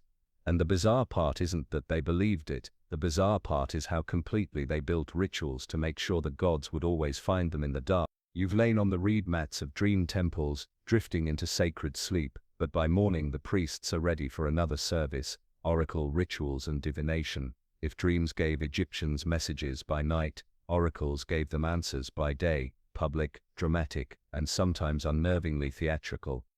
At the center stands a statue of a god, often Amun, Osiris, or Hathor, enclosed in a gilded shrine mounted on carrying poles. Priests, purified with netron baths and shaved clean of hair, hoist the statue onto their shoulders. Drums pound, sistrums rattle, and the procession begins. Questions are posed aloud, often in yes or no format. The priests, holding the god's shrine, sway it forward for yes, backward for no. The god's will is made visible through the movement of the sacred statue. To the people, the god himself is leaning in agreement or recoiling in refusal. You watch a villager fall to his knees, tears streaming down his face as the shrine lurches forward, affirming his case. Was it the priest subtly guiding the poles, or divine power literally shifting the statue's weight? To Egyptians, the answer is obvious: the god has spoken. Sometimes oracles were more elaborate. A question might be inscribed on ostraca, pottery shards, or papyrus slips, placed before the god's shrine. Priests would draw lots, or the statue might be paraded past and stop suddenly before one of the written questions, signifying the divine answer. Imagine handing in your question like a form at the DMV, then watching a gilded shrine halt dramatically before your slip of pottery. Bureaucratic, yet cosmic. Oracles also decided legal disputes. If two parties clashed over land, inheritance, or property, they might bring their case before a temple. The god, through his priests, would render judgment. The shrine might nod vigorously to one claimant, leaving the other humiliated. This wasn't just religion, it was law. To reject an oracle's ruling was to reject divine order itself, a dangerous move in a society obsessed with Ma'at, the balance of truth and justice. Military campaigns were also guided by oracles. Pharaohs consulted statues of Amun before marching to war. In some accounts, priests claimed the god himself chose the path, with the shrine turning toward the direction the army should advance. Imagine generals huddling around a gilded box, waiting to see which way it tilted, then planning strategy accordingly. To you it feels uncomfortably like letting a magic 8-ball decide national defense. To them, it was divine strategy. Not all oracles were solemn, some veered into the bizarre. At certain festivals, worshippers asked silly or trivial questions. Will I get drunk tonight, or will my cow give birth to twins? The god's shrine dutifully rocked forward or back, affirming even the silliest queries. To Egyptians, the divine cared about every detail. To you it feels like cosmic micromanagement. Animals too could serve as oracles. Sacred bulls like the Ibis at Memphis or the Magus at Heliopolis were observed for omens. If the bull behaved calmly, good fortune lay ahead. If it bellowed, pawed the ground or refused food, danger loomed. Priests recorded these reactions as divine speech. You can picture a crowd holding its breath watching a bull chew lazily, then erupting in cheers as the animal swallows a mouthful. Yes, the fate of the nation might hinge on a cow's appetite. Even the way statues were moved carried layers of ritual. Processions were staged during major festivals, when gods were believed to leave their sanctuaries and mingle with the people. As the shrine swayed through streets, people rushed forward with petitions, thrusting hands into the dust. Some scribbled questions on scraps, tossing them at priests in desperation. The atmosphere was frenzied, like a rock concert combined with a court trial. Oracles also touched personal lives in unexpected ways. Lovers sought divine confirmation of fidelity. Women asked whether their husbands were faithful, or whether they should remarry after widowhood. Farmers asked whether floods would rise high enough. Merchants prayed over cargo, seeking assurance their journeys would succeed. Imagine consulting a gilded shrine before shipping your goods, and feeling utter relief as the statue nodded in approval. It was divine insurance, stamped not with paperwork but with sway. For priests, the rituals were carefully managed theater. They trained to carry shrines in practiced rhythm, to respond subtly to the mood of the crowd, to maintain the illusion of divine spontaneity. Did they believe themselves? Likely yes, but they also knew the practical politics. A god's yes could legitimize royal decrees, quell rebellions, or secure temple authority. The oracle was both faith and tool, deeply sincere and deeply useful. The written record shows how central oracles became. Papyrus petitions survive where individuals recorded, "The god said yes." Ostraka Bear scribbled questions like, "Shall I leave for the north, and shall I take this servant as wife?" The answers, once received, were binding. To ignore them was to risk chaos, spiritually and socially. Imagine yourself in that throng. The heat presses down, incense stings your eyes, and you strain to see the gilded shrine swaying on priests' shoulders. A man cries out, "Will my son recover?" The shrine tips forward, and the crowd gasps. A god has spoken hope into the air. You feel chills. Whether or not the priests nudged the poles, the moment is electric. For everyone present, the universe has bent to reveal its secrets. As the statue returns to its sanctuary, locked away behind curtains, the frenzy dies down. People disperse, clutching their answers, some jubilant, some crushed, all convinced the gods have spoken. You walk away with the image burned into your mind. Divine silence turned into movement, sacred statues transformed into oracles, ordinary lives redirected by the sway of gilded wood. And you realize the strange power of Egyptian ritual again. To modern eyes, it's performance. To Egyptians, it was dialogue with eternity. The bizarre part isn't that the statues rocked or the bulls snorted. The bizarre part is how completely everyone believed, how entire harvests, marriages and wars were decided not in council chambers but in temple courtyards where gods whispered yes or no through ritual sway. You've watched priests sway gilded shrines to decide lawsuits and armies, but now the ritual landscape becomes even more peculiar, the realm of magic against disease. Here, Egypt reveals its strangest blend of medicine and incantation, where honey and herbs sit side by side with spells against demons, and crocodile dung is treated with the same seriousness as a doctor's prescription. Imagine yourself sick in Egypt, feverish, your stomach knotted, flies buzzing around in the stifling heat. You'd likely be carried to a healer who was equal parts doctor and magician. He'd open a papyrus roll filled with medical recipes, its neat hieratic script crammed with directions like apply to the wound at dawn, or spit 3 times upon the mixture while invoking Isis. These weren't separate instructions, the physical treatment and the magical act were the same ritual. Take the Ebers Papyrus, one of the longest surviving medical texts from around 1550 BCE. It lists hundreds of remedies, many bizarre to modern eyes. For coughs, swallow a mixture of honey, dates and donkey milk. For burns, smear with cow dung mixed with ram's hair. For migraines, cut open a fish, place it on the head, and recite a spell calling on Horus. You can imagine the scene: someone sitting miserably with a dead fish strapped to their forehead, while a healer chants urgently in the background. To them it was not absurd, it was fighting chaos with every tool available. Crocodile dung appears with unsettling frequency. Mixed with honey, it was used as a contraceptive, packed into the vagina as a pessary. Modern science suggests it might actually create a hostile environment, though the smell alone probably killed the mood. Spells often accompanied remedies. If a child had colic, a healer might rub oil on the belly while chanting, "Come out, demon who twists the bowels. Horus commands you." If someone had a scorpion sting, priests recited long hymns recounting how Isis saved young Horus from a sting, essentially reperforming the myth to heal the patient. The idea was sympathetic magic. If the gods once cured it, invoking the same story would cure you too. Protective amulets doubled as medicine. A scarab carved with spells might be pressed against the chest for heart trouble. A papyrus strip inscribed with divine names could be dissolved in water and drunk as a potion. Yes, you literally swallowed magic words, ink, fibers and all, believing the sacred syllables coursed through your veins to chase away illness. It's the ancient equivalent of eating your prescription note. Pregnancy brought some of the strangest remedies. To test fertility, women urinated on barley or emmer seeds. If the seeds sprouted, pregnancy was confirmed. Modern science actually gives this a grudging nod. High hormone levels can indeed accelerate seed growth, but Egyptians didn't stop there. To ensure a safe birth, crocodile fat might be rubbed on the thighs, while amulets of Toret dangled from the neck. If labor dragged on, midwives recited incantations to loosen the knots in the womb, literally cutting invisible ropes with words. Imagine screaming through contractions while a priest waves a wand carved with snarling lions over your belly. Strange comfort, but comfort nonetheless.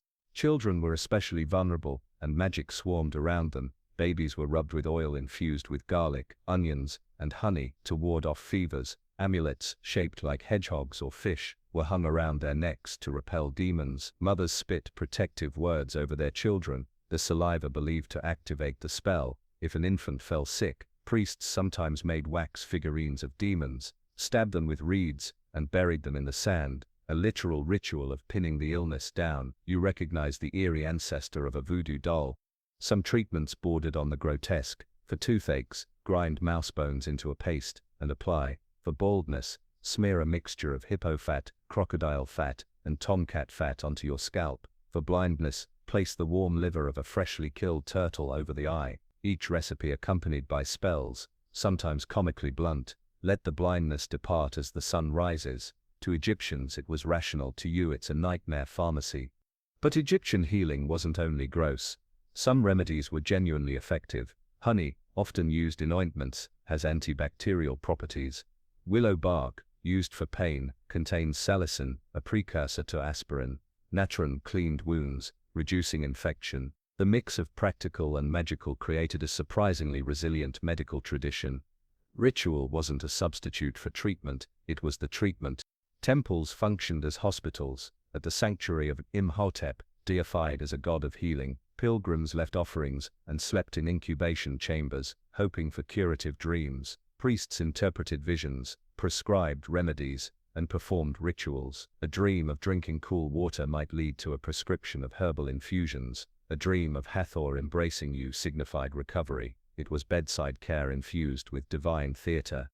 Even animals were treated ritually. Sick cattle received fumigations of incense and chants, protecting them as divine property. Horses and donkeys were smeared with oils mixed with herbs. The logic was the same. Illness equaled demonic intrusion, expulsion equaled ritual drama. You can imagine a healer's hut at dusk, shelves lined with jars of honey, resin, natron, powdered minerals. A patient groans on a mat, while the healer mixes ingredients, reciting in a low, repetitive chant. The smell is acrid, the chant hypnotic. The patient gulps a mixture of herbs and ink-soaked papyrus, winces, then sighs as the rhythm of the ritual lulls them. Whether or not the medicine works, the ritual itself soothes, a placebo wrapped in cosmic logic. Humor creeps in too. Some spells are strikingly casual. One reads, "Take beer, recite these words, and the bellyache will depart." You almost hear the healer muttering, "Have a pint, mate, you'll feel better." Egyptians were practical enough to mix jokes with magic. And of course, commerce thrived. Amulets, papyri, ointments all cost money. Temples became centers of healing economies. Families spent heavily for protective rituals, often layering cures, a jar of honey here, an amulet there, a wax figurine buried in the backyard. The line between faith and business blurred seamlessly.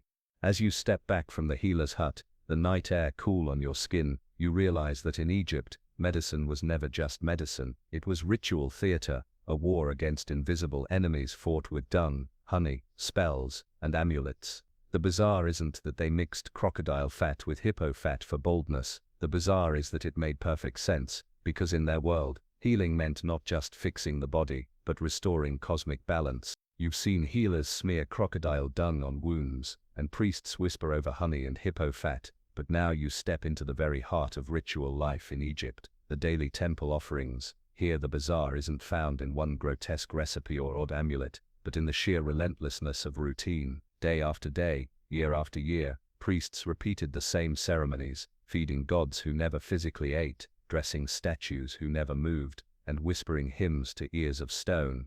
To Egyptians, this was the single most important work on earth. Imagine yourself as a priest at Karnak, the great temple of Amun at Thebes. It's dawn, the sky just bleeding pink above the pylons. You've already shaved your entire body.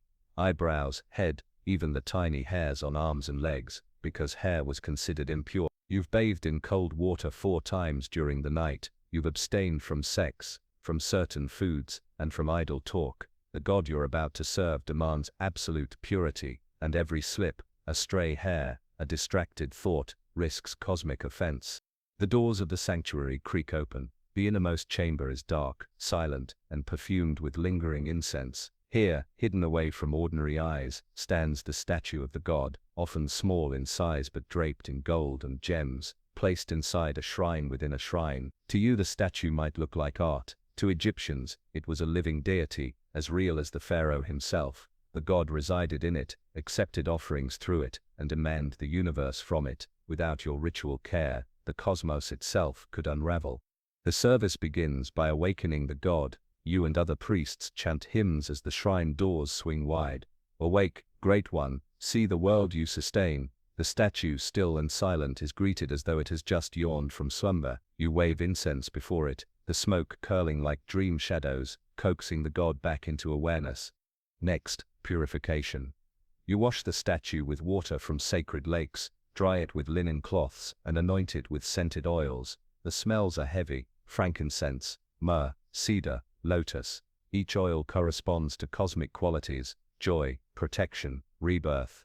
Clothing follows. Priests dress the statue in fine linen, layer after layer, sometimes changing garments multiple times a day. Jewel-studded collars are fastened, crowns placed on heads, scepters into hands. The ritual is meticulous. Each fold of linen is accompanied by a hymn, each ornament by a prayer. To you it feels like divine doll dressing, to them it's cosmic housekeeping.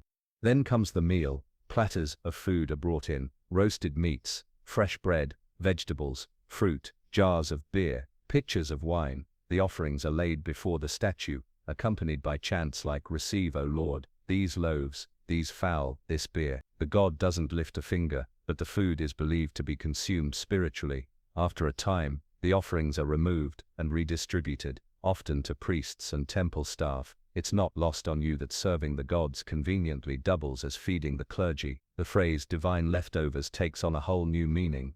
And the ritual continues. Perfumed oils are reapplied, incense burned in fresh quantities, hymns sung in endless cycles. At noon, More offerings. At evening, the god is put to bed, the shrine doors closed, the statue left to rest in silence. Tomorrow, the whole cycle begins again. This daily service was not optional. Egyptians believed the world's balance, Maut, depended on it. If the god was not fed, clothed, and honored, he might withdraw his favor. The Nile might fail to flood, the sun might falter in its journey, enemies might invade. Priests performed the rituals with obsessive care, convinced that neglecting even a single hymn could tip the universe toward Isfet, chaos. Different temples had variations. At Heliopolis, the cult of the sun god Ra involved daily solar hymns, priests raising their arms to the rising sun, chanting prayers as its rays flooded temple courtyards. At Memphis, Ptah's cult focused on ritual words, emphasizing creation through speech, so priests whispered long liturgies into the dim sanctuary. At Dendera, Hathor's temple echoed with music, sistrums shaken daily to delight the goddess. Each god had specific tastes, and rituals were tailored accordingly. The level of detail borders on the absurd. Manuals describe precisely how many loaves, how much beer, which cuts of meat to present. The temple economy revolved around producing these offerings. Fields owned by temples grew grain for bread, breweries produced beer in vast quantities, herds of cattle were maintained specifically for sacrifice. Temples became miniature cities, feeding both gods and humans, their ritual meals fueling an entire economy. Even the disposal of leftovers was ritualized. Food once offered to gods was considered blessed. Priests ate it with reverence, distributing it in hierarchies. High officials claimed the choicest cuts. Lower priests and workers received bread and beer. In some cases, offerings were buried, burned, or cast into the Nile to return to divine realms. Nothing was wasted, not even crumbs. To you, the surreal part is the scale. Imagine thousands of priests, across hundreds of temples, repeating these services daily for over 2,000 years, millions of loaves baked, rivers of beer poured, tons of incense burned, all for statues that never blinked. The sheer persistence is staggering, a ritual machine grinding on through centuries, unfazed by dynasties rising and falling. The choreography was also designed for effect. Ordinary Egyptians rarely saw the gods' statues, hidden deep in sanctuaries, but during festivals, statues emerged, carried on boats or shrines, dazzling the public. The daily rituals, however, remained secret, performed in dim sanctuaries, glimpsed only by priests. To you, the contrast feels theatrical, public parades of gods for spectacle, private feedings for cosmic maintenance. And it wasn't just the gods being served. The pharaoh himself was ritually cared for in similar ways, fed, anointed, clothed ceremonially by attendants. Kingship was a temple writ large, the body of the ruler treated as a living statue of Horus. Every meal he ate, every robe he donned, every anointing of oil echoed the service of gods in temples. The boundaries blurred. Was the pharaoh serving the gods, or were the gods serving the pharaoh? Both, always. Imagine the sensory overload. If you entered a sanctuary at dawn, the clatter of bronze vessels, the sweet and sour mix of incense and animal fat, the glow of flickering lamps on gilded statues, the low chant of priests repeating words older than memory. To you it might feel monotonous, to them it was eternity in miniature, replayed every morning to keep existence intact. And here's the strangest part, no one expected novelty. The same hymns were recited for centuries, word for word, without alteration. Innovation was not welcome. Continuity was sacred. Ritual worked because it had always worked. If you suddenly improvised a new hymn or forgot a line, priests feared cosmic backlash. Imagine being scolded not just for forgetting lyrics in choir, but for risking the collapse of the sun. The pressure was immense, the repetition endless. As you step away from the temple precinct, the chants fading behind you, you realize that Egypt's daily rituals weren't spectacular like mummification or festivals of drunkenness. They were stranger in a quieter way, an eternal treadmill of feeding, washing, and clothing gods, who never moved, performed by thousands who never doubted its necessity. To Egyptians, this was the glue of the universe. To you it feels like cosmic babysitting, bizarre, relentless, and absolutely essential. You've seen the daily treadmill of temple service, where priests endlessly bathe statues and serve beer to gods who never lift a finger, but every so often, the rhythm exploded outward into spectacle, processions and festival rites that shook entire cities. If daily rituals kept the universe ticking, Festivals were moments when gods stepped out of their hidden shrines, paraded among mortals, and reminded everyone why Egyptian religion was equal parts awe-inspiring and bizarre.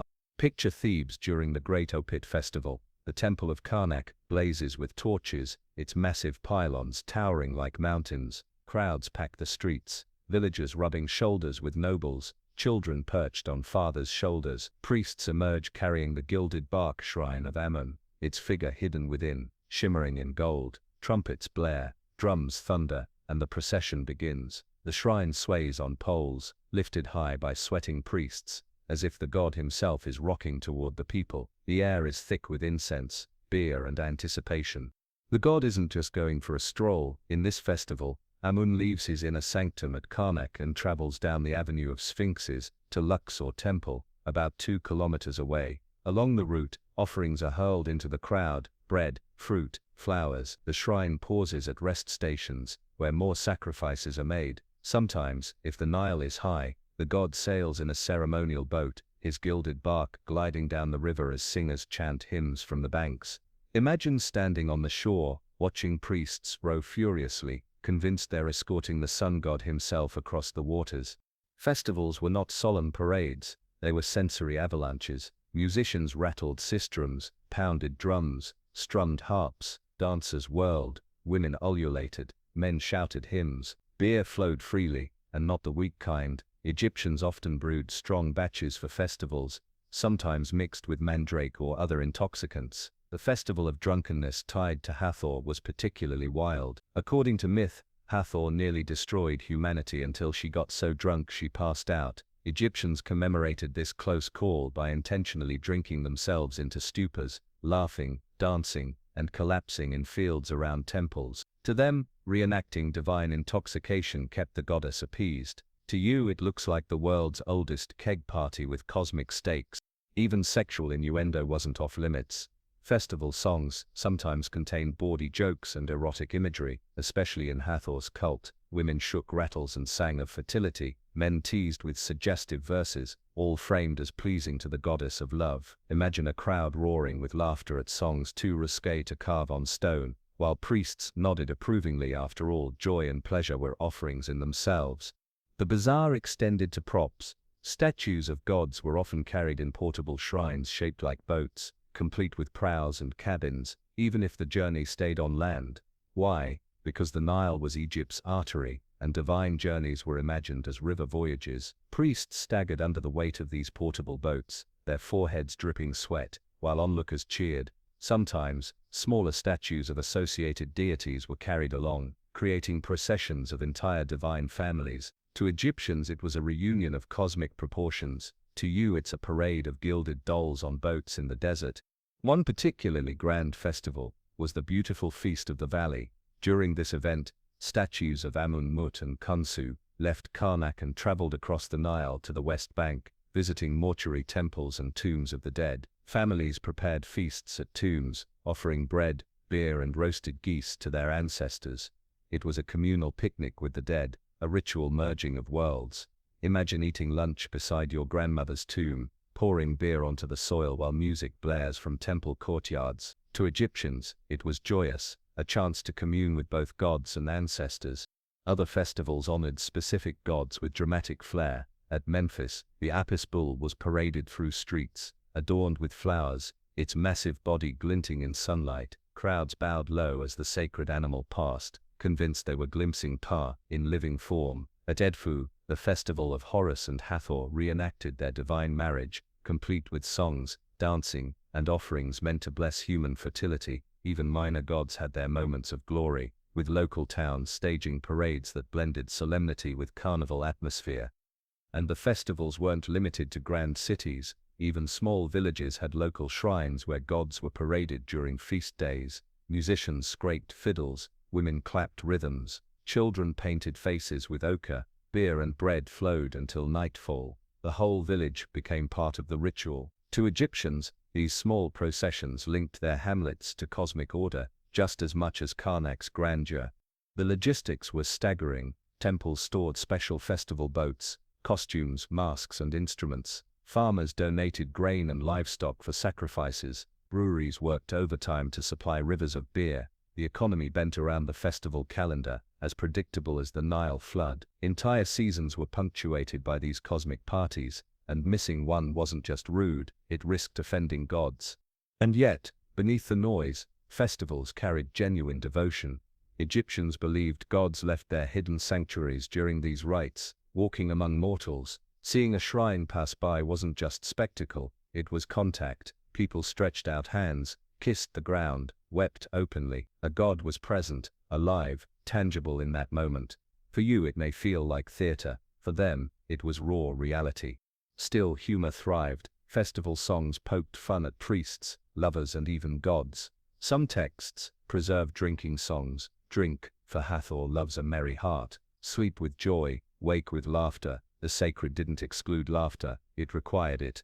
As you step back from the crowd, the drums still pounding in your ears, the smell of roasted goose clinging to your clothes, you realize festivals revealed the Egyptian heart more than anything else. They weren't just cosmic maintenance like temple routines, they were explosions of joy, grief, humor, and excess, staged in honor of gods but also deeply human. The bizarre part isn't the drunkenness, the bawdy songs, or the parades of gilded statues. The bizarre part is how seamlessly Egyptians blended these into religion, convinced that joy and chaos, noise and laughter were just as sacred as incense and hymns. In their eyes, the universe itself was a festival, endless cycles of death, rebirth, intoxication and dance. You've marched with drunken crowds and watched statues sail the Nile on gilded barks, but now you step into a quieter and somehow more unnerving aspect of ritual life: death curses and tomb spells. Egyptians were masters of mummification and cosmic parades, but they were equally obsessed with defending their graves from robbers, demons, and even careless relatives. To you it looks like paranoia carved in stone. To them, it was the last line of defense for eternity. Start with the basics. Tombs were not simply burial places, they were portals. A body inside wasn't just dead, it was actively living in the afterlife, eating, drinking and speaking through ritual offerings. Disturb the tomb, and you risked cutting off the soul's access to eternity. That's why Egyptians developed elaborate curses, protective texts inscribed on walls, coffins or stelae, warning intruders of divine punishment. One typical curse reads, "As for anyone who shall harm this tomb or disturb my rest, the wrath of the gods shall be upon him. His name shall be erased, his inheritance lost, his body devoured by crocodiles, lions and snakes." You can almost hear the menace in the words. Imagine stepping into a tomb, torch in hand, and seeing such warnings painted beside a staring eye of Horus. Even the bravest robber might hesitate. The erasure of the name was particularly terrifying. Egyptians believed survival in the afterlife depended on having your name remembered. Erase it, and your soul was annihilated. To threaten name erasure was not just saying "I'll kill you," it was saying, "You will cease to exist forever." For a culture obsessed with eternity, that was the ultimate terror. Tomb curses weren't empty threats. Egyptians backed them with ritual power. Priests performed ceremonies charging inscriptions, much like plugging in a magical battery. Some curses invoked specific gods. May Anubis tear the heart from him who enters without right. May Thoth deny him the words of truth. Others summoned demons or restless spirits to haunt intruders. You can imagine tomb robbers nervously muttering prayers of their own, trying to cancel out whatever supernatural tripwire they just triggered. Spells also filled the tombs themselves. The pyramid texts, carved on the walls of royal pyramids around 2400 BCE, are among the earliest. They're not curses so much as guides, a cosmic instruction manual for the king. Spells teach him how to climb to the heavens, how to turn into a falcon, how to eat with the gods. One spell even tells him how to devour other gods, absorbing their power, a surprisingly violent ritual of cosmic cannibalism. Later, the coffin texts extended this privilege to nobles, and finally the Book of the Dead gave ordinary Egyptians access. The bizarre proliferation of spells reveals a deep anxiety. The afterlife was a dangerous place, and without the right words you were lost.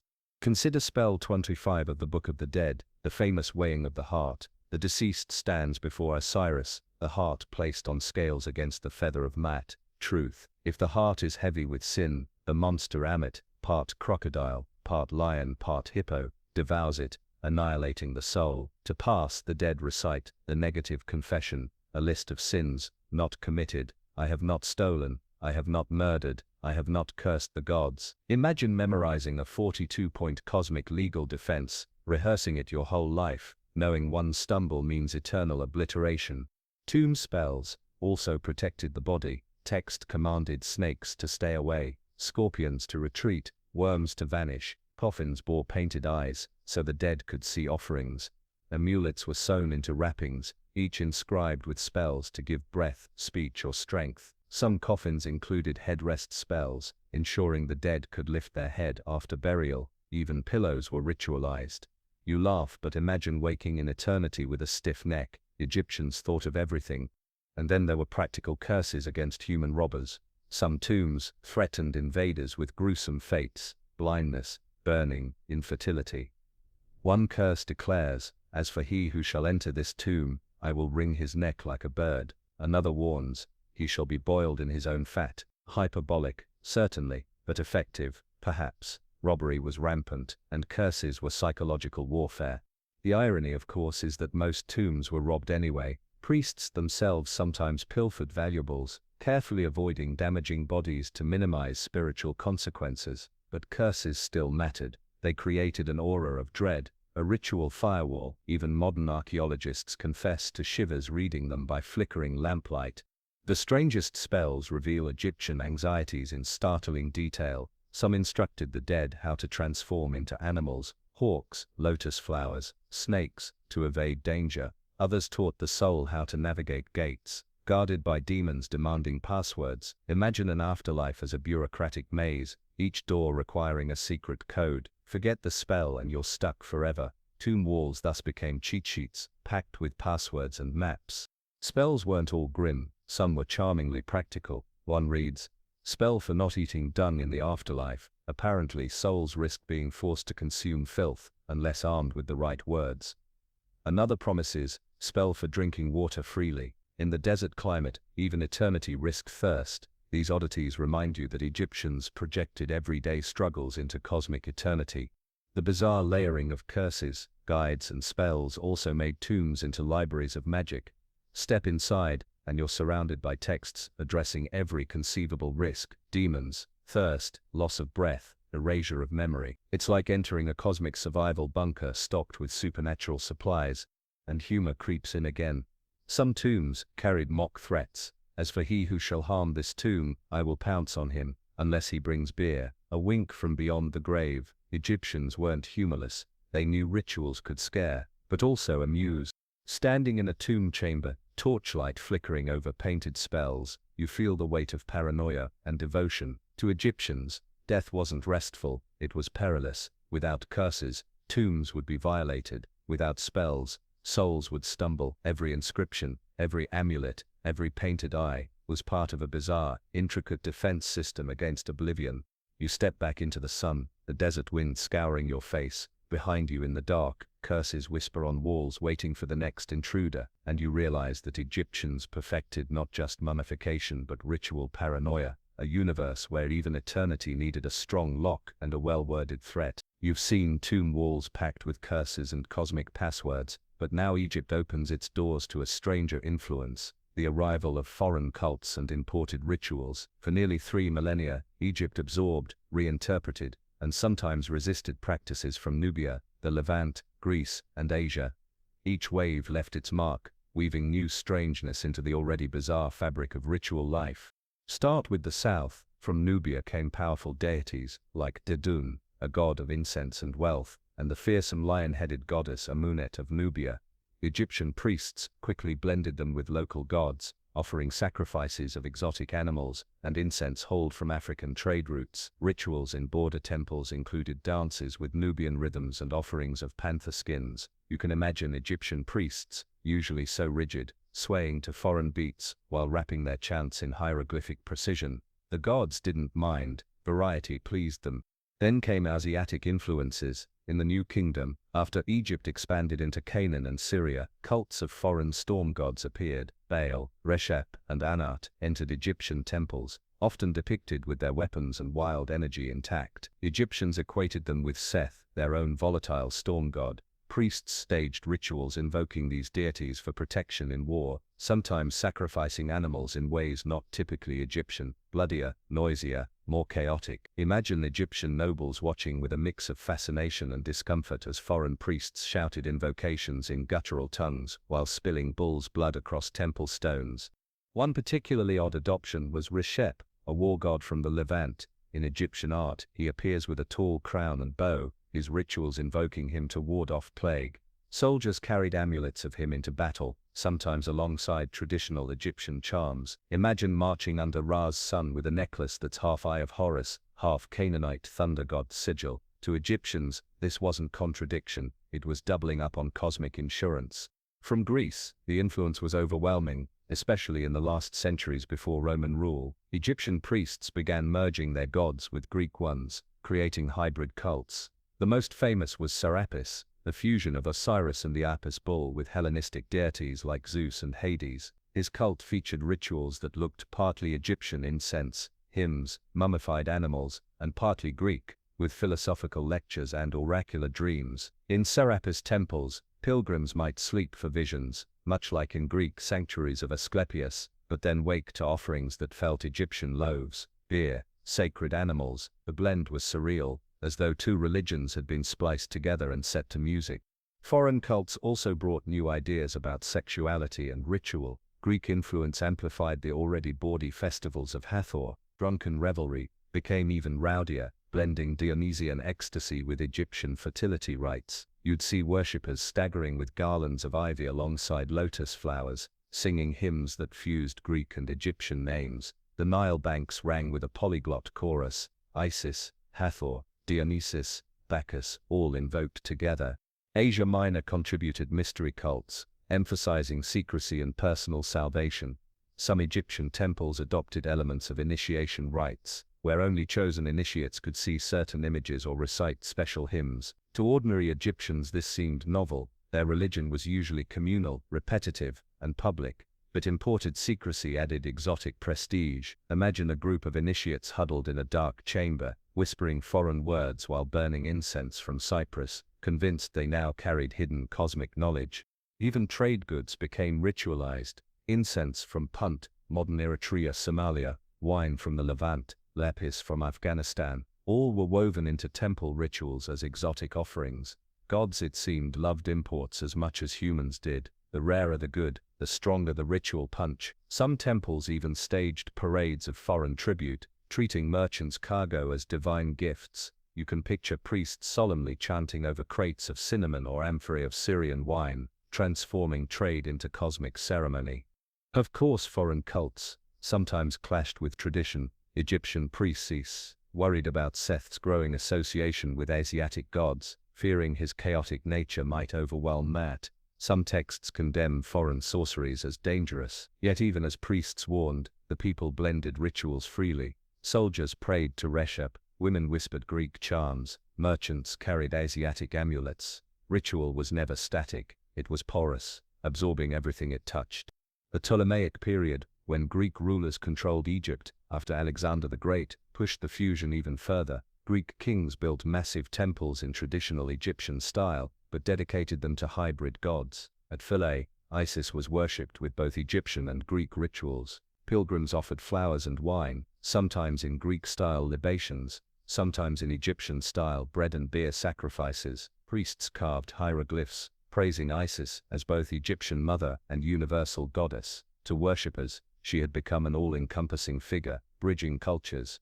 Even art reflected the hybridization. Statues of Serapis looked Greek, flowing beard, toga-like robes, but rituals around him were Egyptian, complete with incense, chanting, and dream incubation. Visitors from Greece were comforted by the familiar appearance, while Egyptians recognized the deeper Assyrian core. It was clever cultural engineering, religion as diplomacy. Some foreign imports were stranger still. During the Persian occupation, Zoroastrian influences may have trickled in. Ritual fire, normally rare in Egyptian practice, gained symbolic weight. Priests in some temples burned perpetual flames, echoing Persian rituals. Egyptians adapted quickly. Fire was framed as Ra's eternal eye, fusing foreign practice into native cosmology.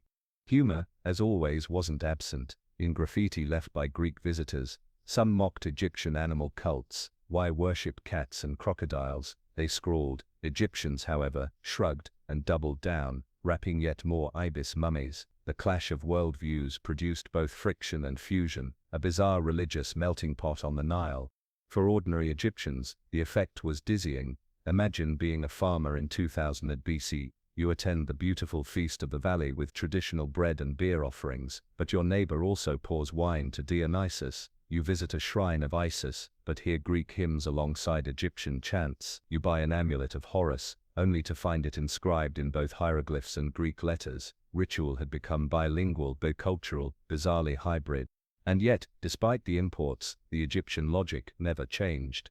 Every ritual, whether foreign or local, aimed to preserve balance, secure fertility, protect from demons, and connect with the divine. The forms shifted, but the core anxiety remained the same. The cosmos is fragile, and without ritual, chaos wins. You leave the hybrid temple, the scent of incense and wine still clinging to your robes, and reflect on the strangeness. Egyptians didn't just cling to their rituals, they expanded them, absorbed new ones, and made everything part of their cosmic machinery. To you it looks like a bizarre mashup concert: Nubian drums, Greek hymns, Asiatic amulets, Egyptian scarabs, all performed at once.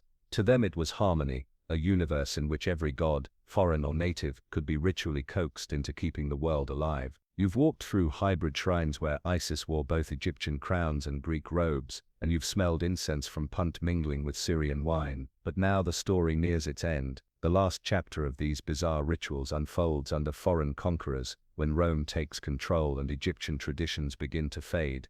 Here the rituals that once maintained cosmic order are weakened, commercialized, or outright banned. What had seemed eternal reveals its fragility.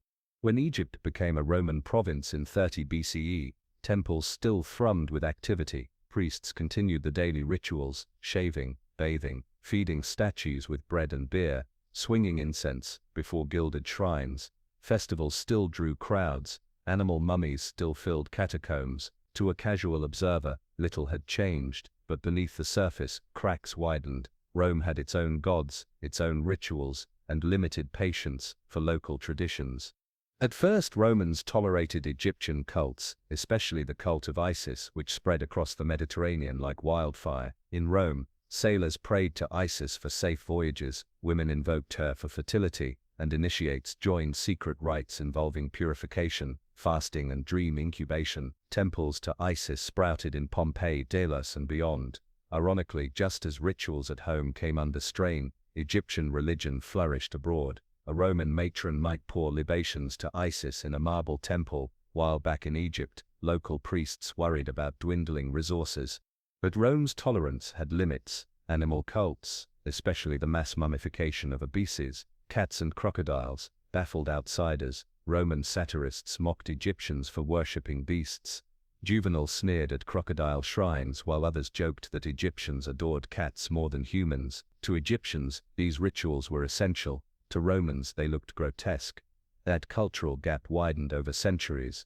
Economic strain made things worse. Maintaining vast temples with their endless bread, beer and incense offerings required land, labor and wealth. Under Rome much of that wealth was siphoned off into imperial coffers. Temples lost fields and revenue, priests lost privileges, the ritual machine slowed, daily offerings became patchier, less lavish. Imagine gods staring silently from statues, waiting for meals that never arrived. To Egyptians, this was cosmic neglect. To Romans, it was budget efficiency.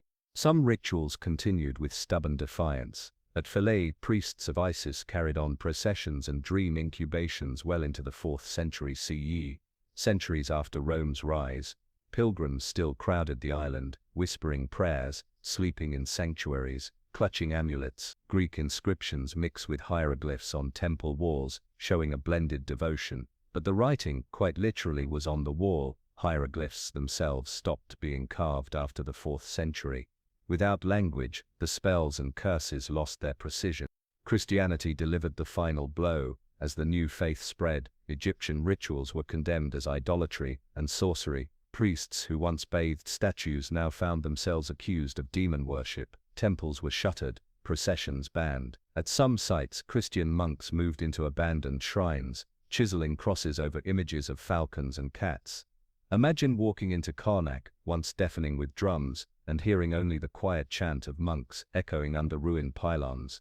The end was not sudden, it was a long fading. In rural villages, ordinary Egyptians clung to protective amulets, household gods, and fragments of spells. Mothers still whispered over children, farmers still muttered charms at the Nile, women still wore knots of Isis under new names.